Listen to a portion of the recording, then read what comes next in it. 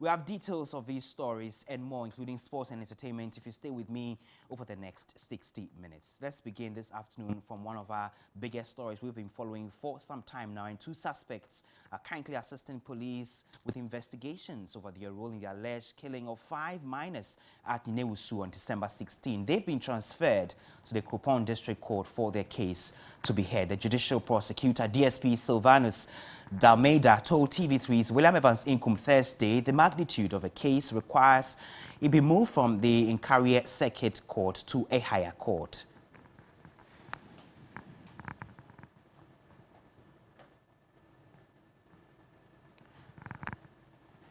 Meanwhile, it was a state of anger and anguish as scores of young people in the area went out to bury the 4 miners who were gruesomely killed at Nyinawusu in the Trimamponya district of the Ashanti region. My colleague, William Evans Inkum, who has been on this beat since the story broke, joins me via Zoom. William, beyond the anguish, the somber atmosphere that characterized this process, what more can you report?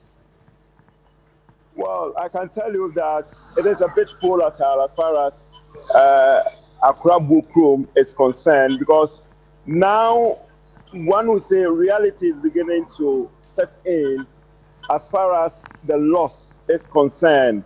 Right after the burial, then you could see some level of anger growing. I can tell you that before the burial, the police were here to ensure law and order, to also ensure that none of the angry youth moved from here to Nyinawusu and cause any mayhem.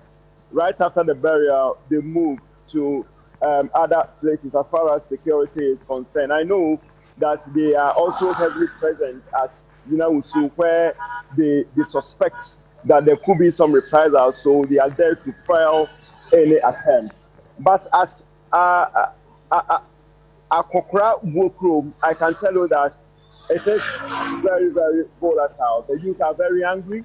They are saying that they've given the security some few time, or small time, to get all those involved arrested. They are not satisfied that only 2 people have been picked up at the moment. They want, especially the chief, they're saying that they want the chief arrested. They want the unit committee chairman arrested.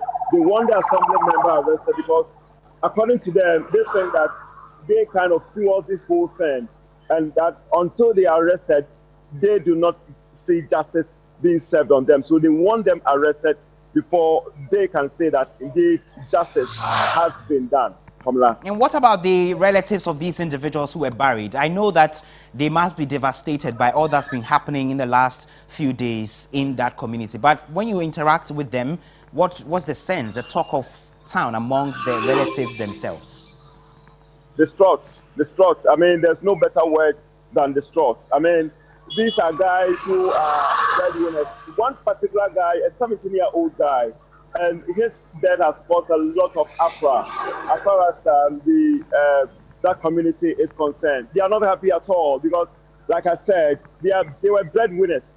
They were looking after families, and now they are no more. A life has been snipped out of them, and the way and manner to them that life was snipped out of them is something that will forever remain with them until justice is served. In fact, one particular person, I can tell you that out of the 5 people who died, 4 of them were buried here. One, I understand, has been transported to the northern region where his burial will take place. Okay. And Kamala, as I told you earlier, it's just distraught. Okay, thank you. William Evans Inkum, my colleague, bringing us those updates from that part of the Ashanti region. But we stay in the region a while longer because the increasing armed robbery attacks on mobile money vendors in the region is a cause for concern to the operators in the region. Now, merchants say they have had to conduct their activities in fear following the latest incident in which one of the vendors was shot and killed at Abosumweja suburb of Konongo Tuesday evening. They want the police to strengthen patrol activities to curb the situation from escalating. Ibrahim Abubakar is sent in this report. Mobile money vendors in the region have suffered robbery attacks in recent times. The latest incident occurred at Abosumweja, a suburb of Konongo, Tuesday evening. 47-year-old Edward Jemfi was robbed of his sales and shot to death by unknown assailant. According to the police, the suspect tracked the deceased to his house around 9:30 p.m. and made away with an unspecified amount of money after shooting him. Edward Jemfi had parked his vehicle over there and he was walking right in his home when he was accosted by his assailant and robbed of his money before being shot right here. And no, I made a minimum way. But I damn house is you to just I was sleeping in the room when it all happened. The shooting occurred here. What I heard my brother say was I won't give it. Then I realized he was being attacked. So I shouted for him to give them what they were demanding. All of a sudden, I heard a gunshot. I ran out and tried to save my brother, but my brother died within a minute. I don't know so. Hey, now we see you at them when yes, I'm too. I feel them a one bomb to me, dear me, for Claude. Send me be about to bet. Baby, I am saying, be a much and pay by and I'm free person make up within 1 minute. No. As family and friends gathered at the residence of the deceased, tears flowed.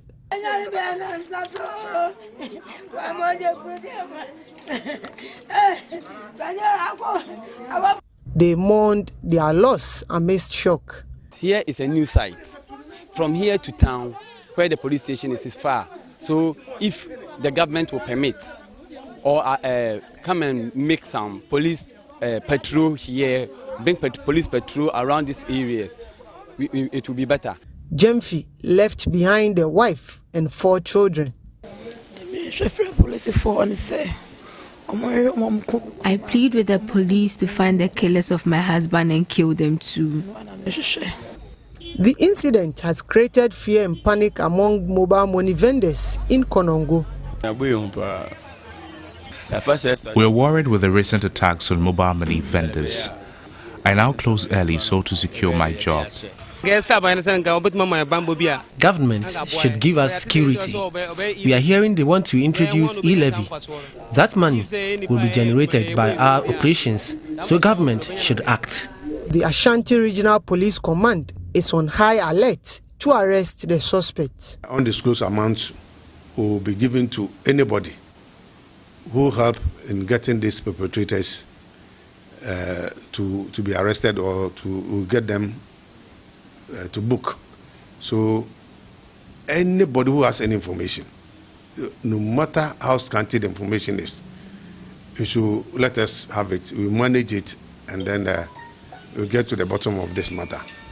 The public has been advised to be security conscious as the police continue to increase visibility in town to ward off criminals. Ibrahim Abubakar, TV3 News, Abusum Chieja, Konongo, Ashanti region. Let's still stay with crime and the police a while longer because some security analysts are raising concerns about the approach the police is adopting in dealing with crime and criminals in that regard. In the last few weeks, the police have had to gun down some suspects they say have been engaged in criminal activity. Well, the police has been justifying the use of such force in dealing with the criminals. Listen to ACP Kwesifori. It's in operation or it's in action, and the police comes in to stop it.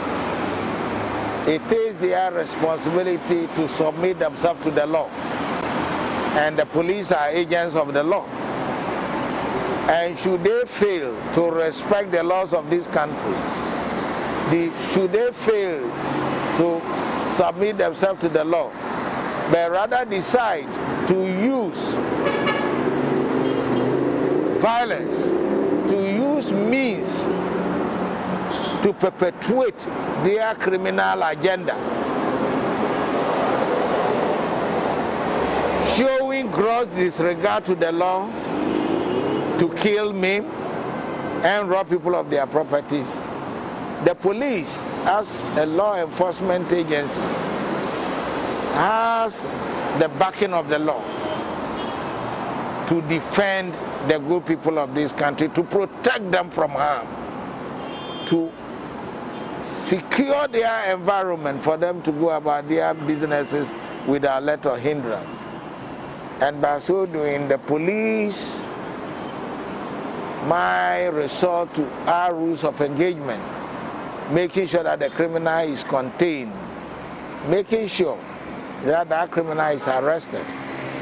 If the criminal so decide not to submit himself to the law, but to kill decent people and the police officers as well, nothing stops police from applying use of force. ACP Kwesi Foride, Director General Police Public Affairs Directorate. But is this a justification enough? And would you say that the police is now adopting this shoot-to-kill approach, which many analysts are raising concerns over? Joining me is Dr. Adam Bonar, security analyst, for a conversation. Thank you, Dr. Bonar, for joining us. So you've been reading this space for some time. In the last few weeks, virtually no day passes without the police giving an update about an exchange between themselves and a group of armed robbers or suspected armed robbers, leading to the death of some of them. Would it be far-fetched to say the police's approach now is that of shoot-to-kill, as some have suggested? Well, good afternoon and to your viewers. It will be difficult to say the police has adopted what is termed as shoot-to-kill. I think it has to do more with the current situation police officers or the police administration finds itself. I think in the last 3 months or so, about 6 police officers have died in a very gory manner in the hands of either chasing criminals around the Wali Wali area or Zuarungu recently, where 2 young recruits were shot at point blank range and they died. A police officer who is deployed in such a situation, obviously, even though a professional, is going to be a bit more on the offensive. And that is probably what is culminating into having probably some of these suspected criminals getting shot at and being killed. But my checks, from some of these locations and at the police headquarters indicate that they haven't adopted a shoot-to-kill approach, but it has to do with amateur criminals who are wielding firearms. Okay. Now, the latest incident in focus has to do with the Talensi, where a young man was shot and he's suspected to be one of 3 armed robbers who shot and killed the 2 constables in question in Zuarungu. Now, the family and residents in the community are protesting this claim. They say this individual cannot be an armed robber. He is just an ordinary mine worker going about his duties, and he was shot and killed. They are calling for an investigation and justice to be served. From where you sit, is there any investigations at all that the police itself can conduct to unravel the circumstances behind the killing of this man, whether or not to establish he was criminal? Obviously, per the police service's own regulation, every death, every unnatural death, once someone, even if it was not as a result of police, but if you died, in a manner that could be termed by medical circles unnatural, it's supposed to be investigated. And so, by extension, if in their own course of action, some persons are killed, it's supposed to be investigated. So my expectations are that the police will thoroughly investigate this, especially when some persons around the vicinity claim that this person, this suspected criminal, is not a criminal but an innocent, small scale or galamsey. I think that for the police's own sake and for their own image and for the public to trust in them, some of these deaths must be investigated and the report published so that citizens will know, because it is so easy to say somebody is not a criminal without any evidence. And it is also so easy to say the person is a criminal and shoot the person without any evidence. I do believe that in no time the police is going to share with the general public the involvement of this person who has been shot. Evidence that suggests that this person, looked like someone who was innocent, but in fact, He is part of the team that, perpetrated this heinous crime, killing this young, constables recently.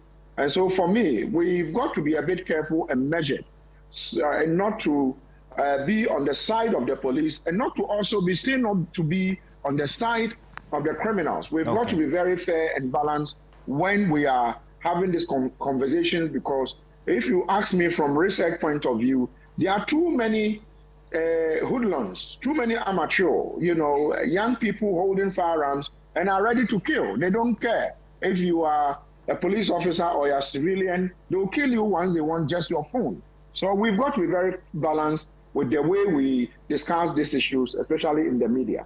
Briefly, before I let you go, must anything change about the police's handling of dealing with criminals going forward?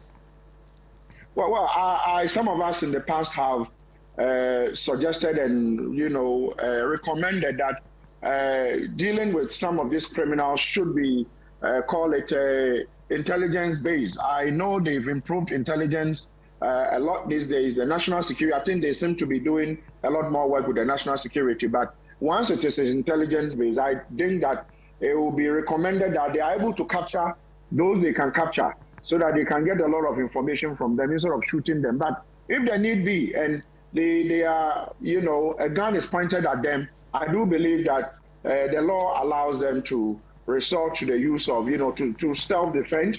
And if that person dies, it needs to be investigated.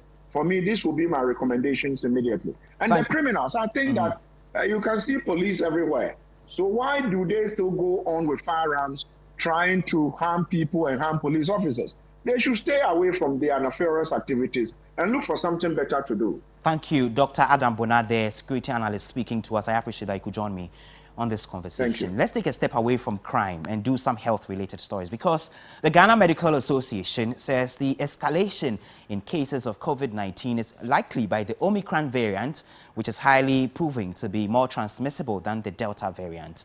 The association was worried the last couple of weeks has seen COVID test sites seeing an increase in number of positive cases, especially in the Greater Accra and Ashanti regions, with daily positivity rates ranging between 40 and 50%. The Ghana Medical Association has described the development as worrying, which calls for concern by all well-meaning Ghanaians, especially as the Christmas festivities draw close.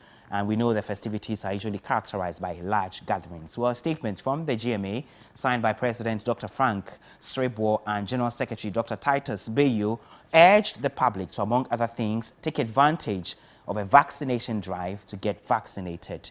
The statement also urged government, the police service, the metropolitan, municipal and district assemblies, as well as the Ghana Tourism Authority to strictly enforce all COVID-19 protocols at all events.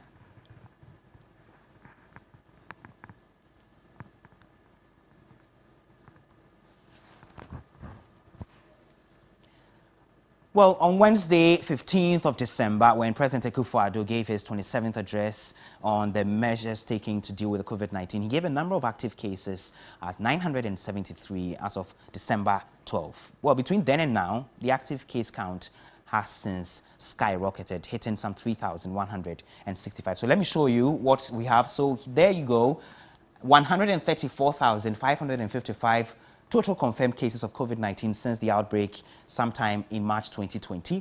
Now we have recoveries as 129,921, and the new cases as of the last update, 321. And currently we have a total case count of 3,165. And cumulatively, the deaths stand at 1,269. So those are your COVID updates from the Ghana Health Service COVID dashboard. Cases continue to spike, and this is raising concern. Many people fear a fourth wave is upon us already due to the Omicron variant, which is more transmissible. Well, in the Ashanti region in 2020, it recorded 3,435 road accidents with 572 deaths. Now, as of November 2021, 637 persons died. 3,605 crashes. Beatrice Piogabra has been speaking with the regional head of a road safety authority and some commuters as well as drivers ahead of a busy Yuletide. It is worrying for stakeholders in the road safety industry. That is why we intensified our education and inspections on the highways and the terminals around this time of the year. And so the road safety have directed the transporters to appoint road safety officers at the terminals. They are supposed to ensure that vehicles comply to certain standards before they leave the terminal. And so we are encouraging the traveling public to pick their vehicles from the terminals because we ensure that the terminals meet particular standard.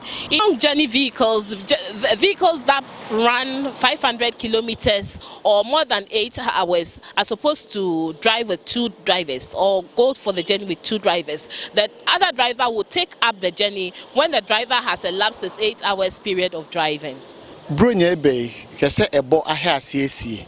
Ti ache driver for no se omun namo a omun hwe se omun ko mrika tente bia ebroso. We have told the drivers not to speed unnecessarily, especially during the Hamathan when visibility is poor. The yafra driver for no to omofo. Ewo kwan bebre so ebeye nene nansani kra efra road safety for eno mobile waiting room ha efra driver for ni omumeti for ni nyina akire omo se afi be yempedin bo e kwa bantentem apentem ene nyantem nenam road signs ewo so ene ahweyie se da midi kan kae no futuo no yempanyimfo no de maye tambia ntiama yenso yede ye adwuma se ne be ya adwuma no ebetumpon ebepeja ne be ya adwuma no ebetumpon. Let's do some more stories now. A member of Parliament for Boku Central, Mahama Ayariga, has petitioned Governor of the Bank of Ghana to investigate the board chairman and the chief executive officer of the Ghana Amalgamated Trust, GAT, over their alleged plan to offload the trust's shares to third parties. The MP in his petition argued that Albert Asian and Eric Otu were coordinating with the Ministry for Finance and the second Deputy Governor of the Bank of Ghana to implement the transaction. Mahama Ayariga spoke on TV3 New Day about his petition. I cannot understand how it is possible that 2 years ago, when the banks were depressed and their values were down, and we acquired shares in them for 800 million. Today, 2 years after, we will still be wanting to sell those shares at 800 million. There's something fundamentally wrong with the transaction. And I'm saying this because the claim now is that they are going to the capital market to go and then raise money through an IPO in order to pay back to government the money that government gave for purchasing these shares through GAT, and which shares are being held in trust by NTHC. Right. Now, the danger is that the underlying asset in this transaction is the shares and the value of the shares. Even though the claim is made that 70% guarantee is coming from government to these private investors if they participate in the IPO and then acquire the shares. And 30% is going to be paid from dividends from these shares. I still find that problematic because the risk is that if anything happens, ultimately, the investor is going to hold on to the value in these shares, which basically is the shares in these banks that were trying to help out. And these third parties, most likely, are not going to be the current shareholders of banks. Now, the Vice President, Dr. Mahamudu Bawumia, has directed the Bank of Ghana to roll out a purchasing program for those engaged in responsible small-scale mining. The purchasing program, according to the Vice President, will assist the Bank of Ghana to buy gold from small-scale miners instead of foreigners. Vice President Dr. Mahamudu Bawumia was speaking at the maiden edition of the Responsible Small-Scale Mining Awards in Accra. The Vice President recalled the immeasurable contribution of the mining sector to the economy. He emphasized that at the close of this year, responsible small-scale mining has contributed 35% to Ghana's total gold production. To further improve the operations of responsible small-scale mining, government has reduced its withholding tax from 3% to 1%. The Vice President, Dr. Mahamudu Bawumia, was elated about the government reforms in the sector. For the first time in history, a deliberate gold purchase program targeting purchasing gold from the small-scale mining sector. Bank of Ghana had not done this, and therefore we had not really increased our gold reserves for close to over 50 years. And so this is going to be a boost to the small-scale mining sector as the Bank of Ghana comes in to buy some of your output to build the country's gold reserves. The Minister of Lands and Natural Resources, Samuel Abujinapo, emphasized government decision to support growth of small-scale mining. He hinted that the ADB Bank will set up a special unit to earmark funds to support responsible scale mining. We have already engaged ADB Bank to establish a mineral development unit at the bank to provide financial support to small-scale mining operations. This initiative, which we expect to roll out early next year, will contribute to curbing the involvement of foreigners in small-scale mining due to lack of access to funding. Dachi Mining Enterprise in Asankragwa Mining District, headed by Bright Kwabnaubing, was adjudged the National Best Responsible Small-Scale Miner. The theme for the maiden edition of the awards was Promoting Responsible and Sustainable Small-Scale Mining. Now, a member of the Savannah Regional House of Chiefs representing the Konkomba community, Ubori Yakubu Yakpa, says it is time for some parts of Ghana to abolish some beliefs that pose human rights threats to families and society. He called on Parliament to pass a witchcraft bill to deal with this particular problem.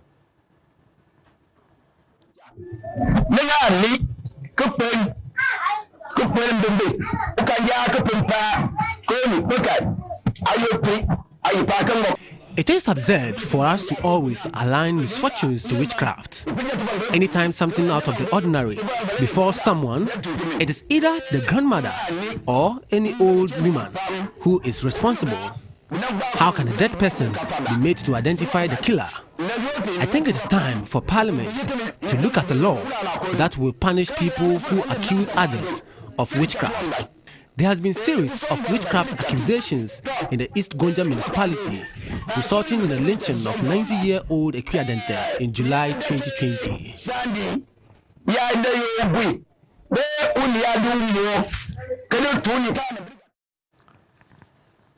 You're still watching Midday Live from the News Hub here at Adisawi Kanda in Accra with me, Komla. And if you stay with us after this break, we're bringing you the latest headlines in the world of business.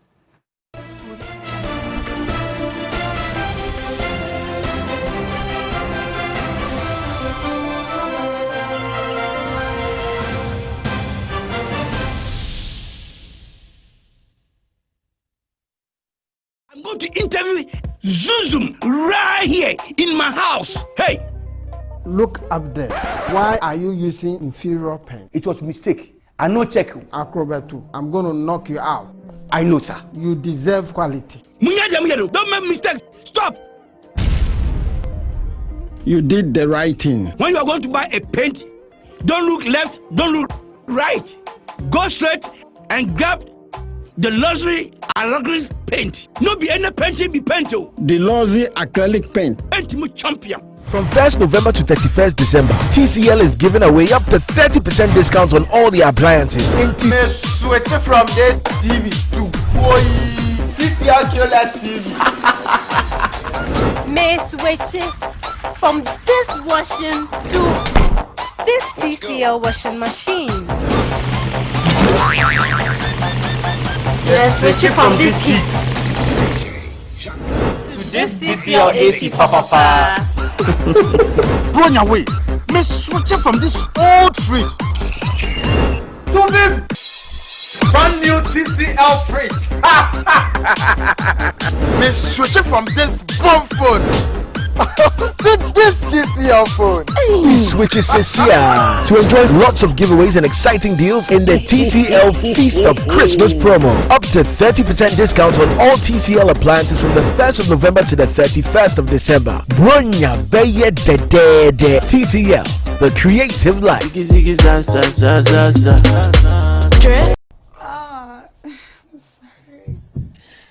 I'm on a mission to find my African love. See, I get a vision to find my African love. If you're out there, come drop my shit up. If you're out there, I thought you one for the picture. Sometimes you just know that something ain't going good. You say to yourself, this ain't working for me. There be no shame in that, man.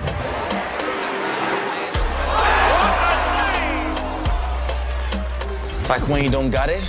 Yeah, man, I mean, being smart means knowing when to stop. Know your limits. So like knowing when to stop? Yeah, makes sense. If it's not fun, choose to stop. This advertisement is brought to you by Bet Power. How relevant are your skill sets with your evolving role in the workplace? At Benchmark, we only provide high quality training in globally recognized professional credential to enhance your personal value in ACCA, CIMA, CFA, CA Ghana, PMP, FRM, including practical business application courses in financial modeling, computerized accounting, and many more. Contact Benchmark Learning Center, Okponglo Junction, Legon, or visit benchmarkghana.com. Be smart, be outstanding. Benchmark.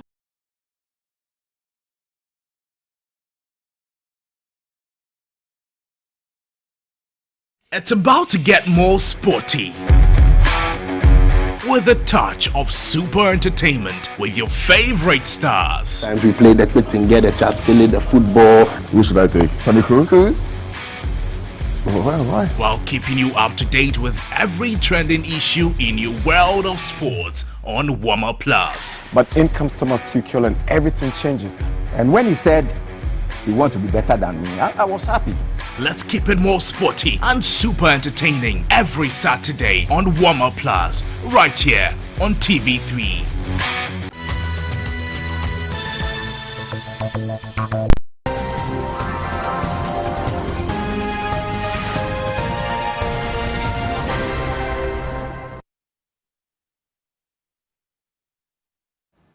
Welcome back. Let's do business now. Ghana's economy expanded 6.6% in the third quarter with reference to the same period 2020. Gross domestic product expansion is largely led by the services sector as the manufacturing sector contracted in the third quarter. Government statistician Professor Samuel Kobina Enim indicated a revised expansion of second quarter GDP was 5.1%. Oil perspective, the economy grew by 6.6 percentage points in the third quarter of 2021, and from a non-oil perspective, the economy grew by 8.6% in the third quarter of 2021. This relatively compares with 3.2 contraction that was recorded in the third quarter of 2020 from an oil perspective, and 3.0 contraction that was recorded from a non-oil perspective for the same time quarter 3 2021. The agricultural services and industry sector show varying trends in terms of expansion in the third quarter of 2021.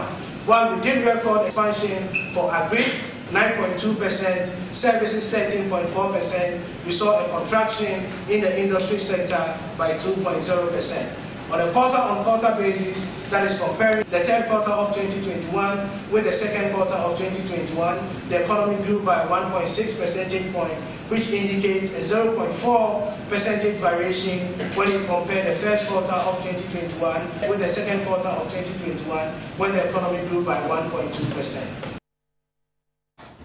Now, the year-on-year producer inflation for all industry was 13.6% in November 2021, indicating between November 2020 and November 2021, the PPI increased by 13.6%. The monthly change rate was 2.8%, as the November 2021 is highest since February 2020. According to government statistician Professor Samuel Kobina Enim, the main driver was the manufacturing sector.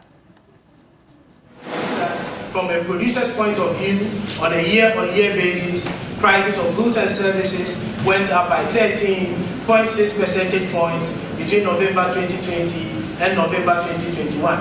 On a month-on-month basis, between October 2021 and November 2021, from a producer's point of view, prices of goods and services went up by 2.8 percentage points.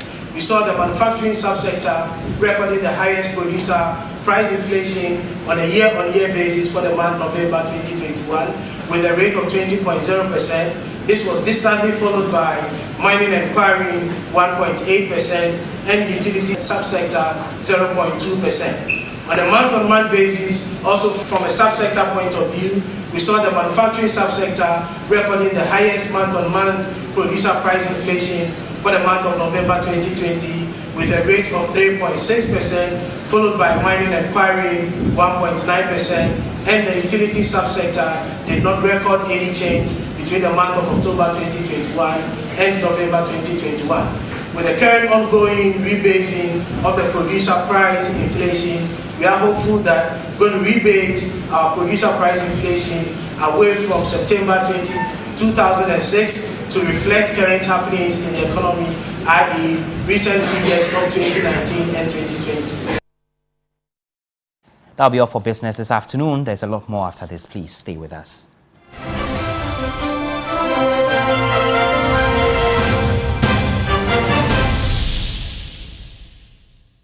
Biggest comedy night is here to party!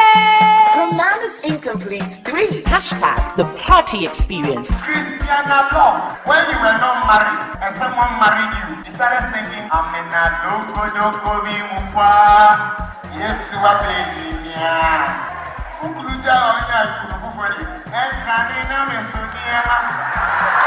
Date 23rd December 2021. Venue National Theatre. Time 7 p.m. Rate is 60 Ghana cedis regular and 100 Ghana cedis VIP. Dial *447 *332# to purchase your ticket now. For more inquiries, call 0506 780720. Powered by Hallmark Cafe. Supported by Ghana's first ever comedy party.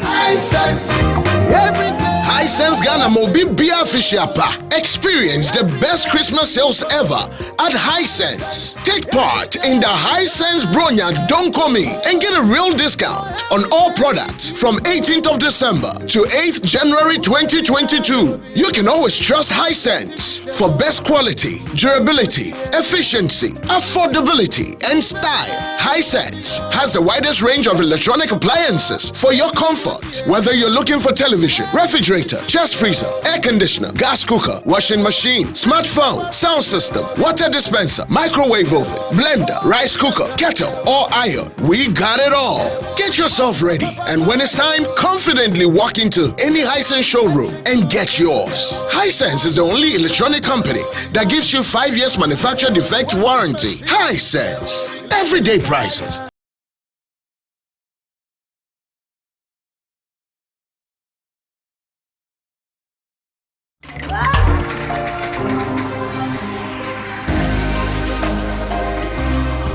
Our aim is to touch lives in many forms. We go in depth as we focus on true life stories. Life became pathetic. We ran short of food and water. Indeed, we were looking for death. Death has also rejected us. It was like God has also rejected us. So nothing wanted us. What's new in the trends as we look at fashion, entertainment, cuisine, games, and more? Check your body type before you go in for some matters. So in every aspect of our relationship, you find it funny, right? Yeah. Even during Sex is their food. We have the watermelon type, the apple type, the... Which one am I? Pawpaw. I have the pawpaw type. That goes this way. Okay. Just stay connected with me on all platforms.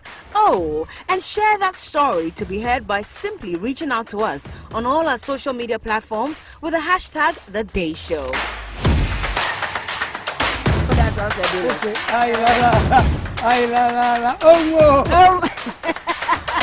My guest and I look forward to a date with you this and every Thursday at 9 p.m. as we keep it real, positive, and fun. Time with Bellamundi on The Day Show is an encounter right here on TV3. The Day Show with Bellamundi now shows on Thursdays at 9 p.m. and repeats on Saturdays at 3 p.m. on TV3. Brought to you by Onga, Mama's Helping Hand.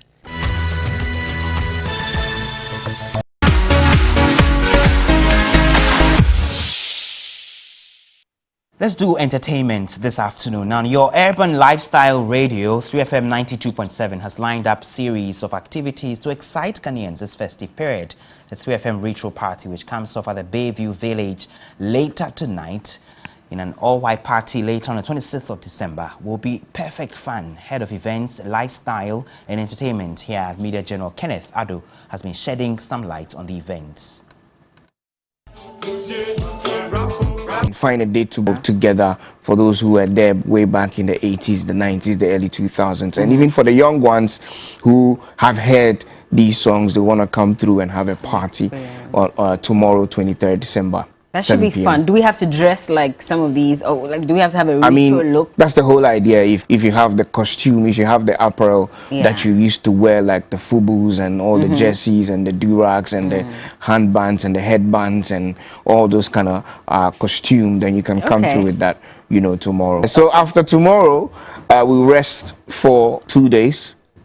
Okay, yeah, yes, and then 2 the days, 26th. and then Sunday 26th, the Boxing Day. So this is the third edition. Come Sunday from 8 p.m. to the next morning, we'll cruise on the Princess, on the Dodi Princess, to a coded location. It's a different setting.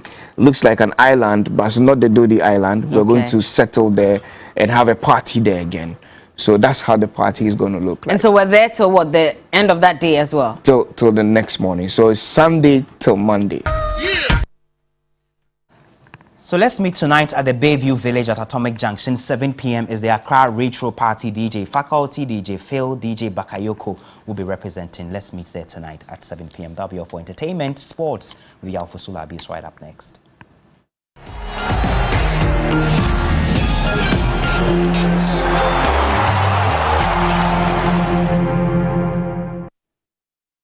Hello, good afternoon. Let's get into sports news now this afternoon here on Midday Live on TV3. To our first story, and not too good news coming through for Ghana's AFCON squad, because head coach of Ajax, Erik ten Hag, indicates that Ajax does not want Kudus Mohammed to go to the Africa Cup of Nations. The Black Stars midfielder has been struggling with injuries for a year and a half, and the Ajax coach thinks it is very unwise for Kudus Mohammed to play such a tough tournament without match rhythm.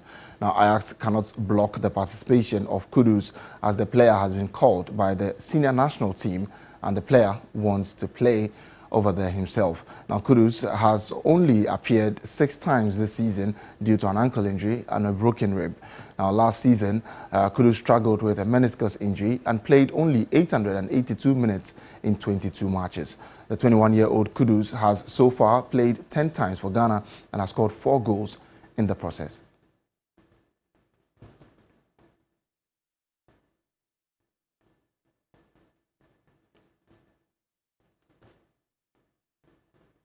While still on AFCON and news regarding it, because Morocco coach Walid Halilovic has left out Chelsea star Hakim Ziyech from the final 25-man squad to play at AFCON 2021. The midfielder's omission has sent shockwaves through the Moroccan football fraternity, as they believe he is a player who can take their level up a notch. Chelsea will be smiling, though, as they get to keep their man towards the business end of the season. The Morocco coach recently complained about Ziyech's attitude to games and has been cited by many journalists as one of the reasons for his omission. Ghana play Morocco in the first Group C game on January 10 at the Africa Cup of Nations.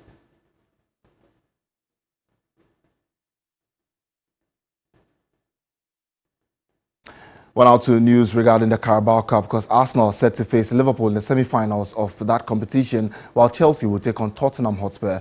That's a London derby. Now, Chelsea's meeting with Spurs is a repeat of the 2015 final, where the Blues won 2-0 at the Wembley Stadium. Both semi-finals are scheduled to take place over 2 legs, with the first of each played in the week commencing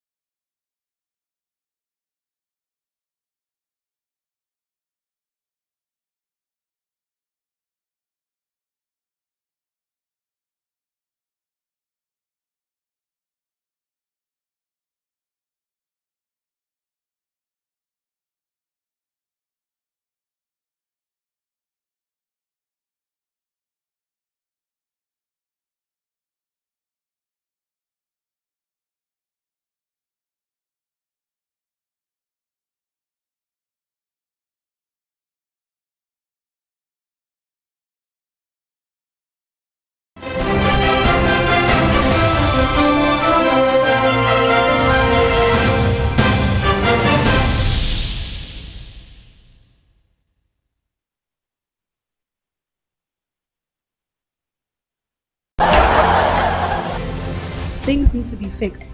And it's not just about NPP or NDC, it's about Ghana. All the leaders have failed us.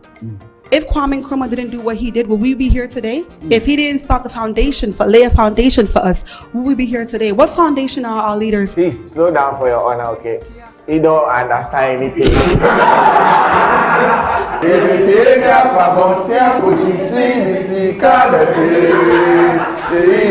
And then, shut up and bend over.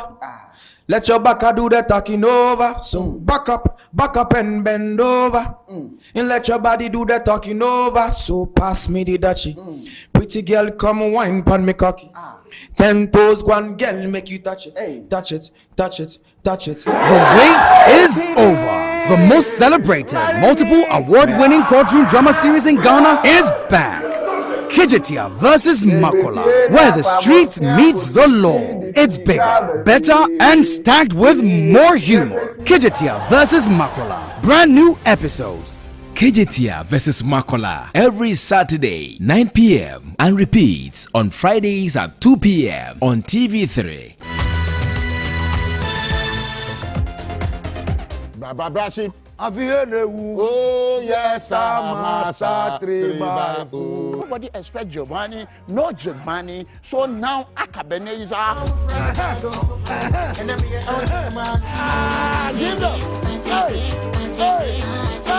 Bella the Nash pass National Theatre. No, but you said we get problem like vocabulary problem. But let's consider it. No, cause Ben on your na me ye violence. Huh? Violence. Happy birthday to you.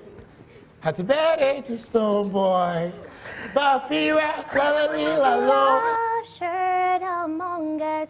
Let be love, eat alright. If I wear the tights one, the bloggers will circle right now. You know what, Mo? No wonder our forefathers were that fit. Cut your papa ready. Watch Showbiz 360 Friday at 8:30 p.m. on TV3. Brought to you by Black Rock Honey, Betway, Deluxy Acrylic Paint, Cowbell, Our Milk, and Napa Foods.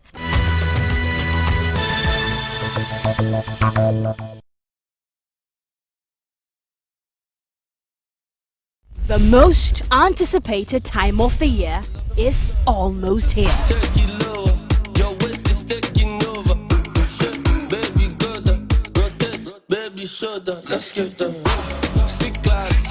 The bold and the beautiful gather under one roof to find love. All the excitement coming back. Date rush coming soon.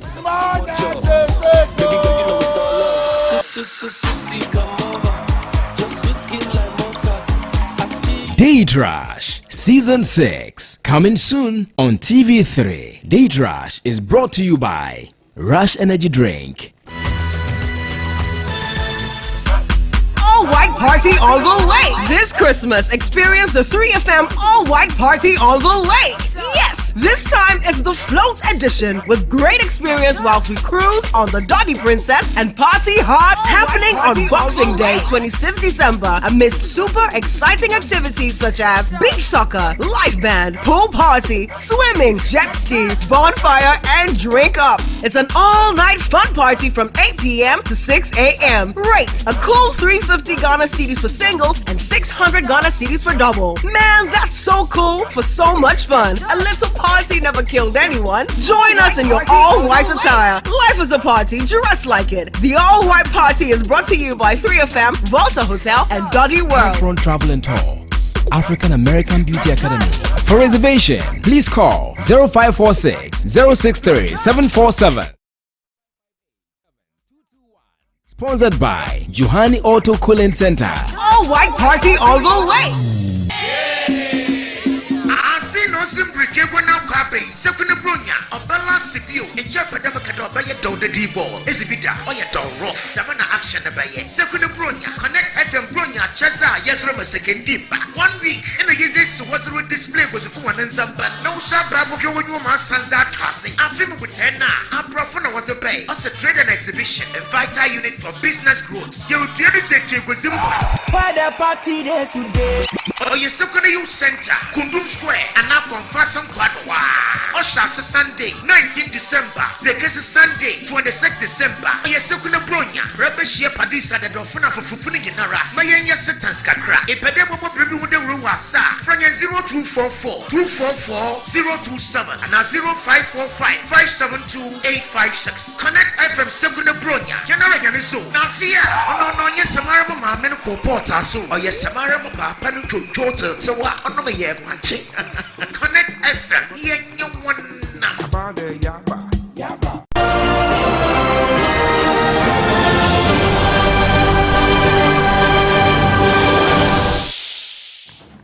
Thank you for staying with us. Time now to discover the latest news making headlines beyond Ghana's borders.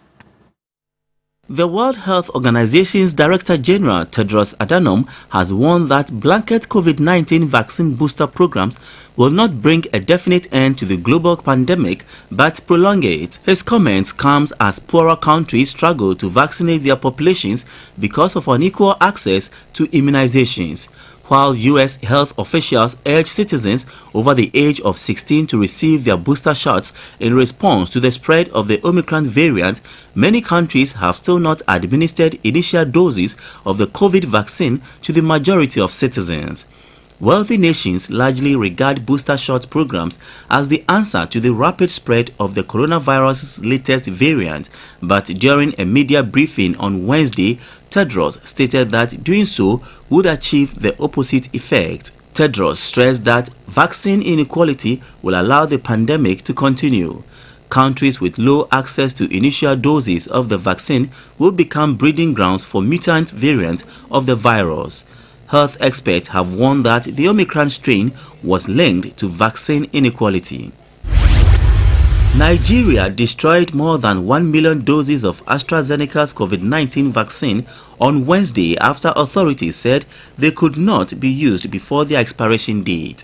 Head of Nigeria's National Primary Healthcare Development Agency, Faiza Shaib, said health officials in Africa's most populous country were left with little choice after receiving the donated doses that didn't have much shelf life left. Only 2% of Nigeria's 206 million people are fully vaccinated, and health officials have set an ambitious goal of vaccinating more than a quarter of the population by February. While hesitancy has been high, the country's vaccination rate has nearly doubled in the past week. Nigeria has been seeing a spike in confirmed infections since it detected the highly infectious Omicron variant in late November, recording a 500% increase in cases over the past 2 weeks, according to the Nigeria Center for Disease Control. A famous statue at the University of Hong Kong marking the Tiananmen Square massacre was removed late on Wednesday. The statue showed piled-up corpses to commemorate pro-democracy protesters killed by Chinese authorities in 1989. It was one of the few remaining public memorials in Hong Kong commemorating the incident, which is a highly sensitive topic in China. Its removal comes as Beijing has increasingly been cracking down on political dissent in Hong Kong. The city used to be one of few places in China that allowed public commemoration of the Tiananmen protest.